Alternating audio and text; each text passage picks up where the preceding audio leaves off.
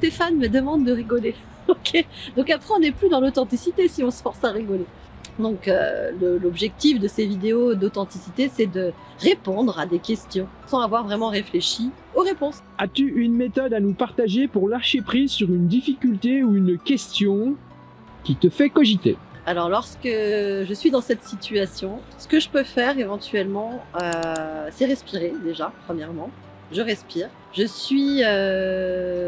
me remets dans mon centre, je m'ancre.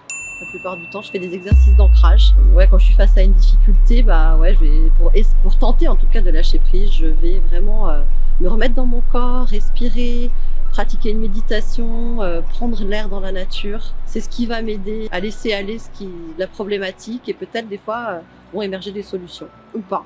En tout cas, ça va me permettre d'accepter. Laisser le mental de côté, se reconnecter à son cœur pour pouvoir laisser émerger en soi une solution ou alors une acceptation. Ça, lâcher prise pour moi, c'est vraiment tout simplement arrêter de se prendre la tête pour tout et pour n'importe quoi. En gros, se reconnecter à l'instant présent, quoi. Être dans l'instant présent aussi, évidemment, ça fait partie de ça. Revenir ici et maintenant dans son corps, et dans son cœur, pour laisser émerger les choses qui doivent émerger. Quand bien même c'est très inconfortable, voire physiquement douloureux.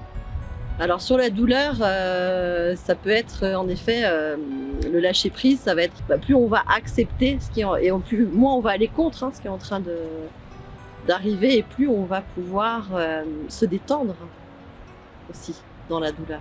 Ça ne veut pas dire qu'on aura plus mal, mais on va plus créer de blocage et de tension en laissant aller avec la respiration, avec d'autres choses qui peuvent exister pour nous accompagner. À ton avis, pourquoi on n'arrive pas à lâcher prise? C'est super simple. En tout cas, dans mon cas, c'est parce que je suis dans le mental et que je suis buté, borné et qu'il n'y a rien à faire. Mon ego dit j'ai raison, j'ai raison, j'ai raison.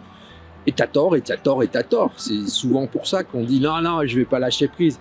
Et puis en fait, après, en revenant dans le cœur, on se dit mais non, c'est du grand n'importe quoi, Steph, tu déconnes. Et voilà, donc c'est pour ça qu'en fait, on arrive difficilement. C'est juste une histoire de positionnement et de présence. Présence à soi, je dirais. Tout simplement. Partage-nous une de tes expériences donc sur le sujet du lâcher-prise. À mes tout débuts en tant que photographe-filmeur, je bossais à l'usine le matin, je montais en stop et j'allais dans une station de ski qui s'appelle Samoin. C'était en été, on avait une base de loisirs qui était super et le patron filmeur qui m'avait engagé pour l'été m'avait expliqué les bases et il m'avait dit c'est simple, je te file un appareil photo, des bobines de film et puis tu vas voir les gens et tu leur proposes de faire des photos. Et moi je suis un grand timide à l'origine et je me posais des tonnes de questions, je me dis mais ils vont me jeter, ils vont se rendre compte que j'ai pas trop d'expérience et je me faisais un film tout seul. Et donc je me faisais jeter parce que je vibrais le doute et absolument pas la confiance et puis les gens avaient pas du tout envie de faire de la photo avec moi. Et puis à un moment j'ai dit allez, laisse tomber, ils sont pas obligés de savoir et puis arrête de gamberger à tout ça, fais de ton mieux et fais-le tout simplement. Et donc là j'ai véritablement lâché prise par rapport à ce que je me faisais comme idée, à mon imagination et du coup j'ai été petit à petit de plus en plus confiant et les gens en fait l'ont senti et m'ont dit écoutez on va faire des photos, on va voir ce que ça donne. De toute façon vu que ça nous coûte rien d'essayer parce qu'en fait le but de la manœuvre c'était de les faire venir à la boutique pour qu'ils voient le résultat sur planche contact.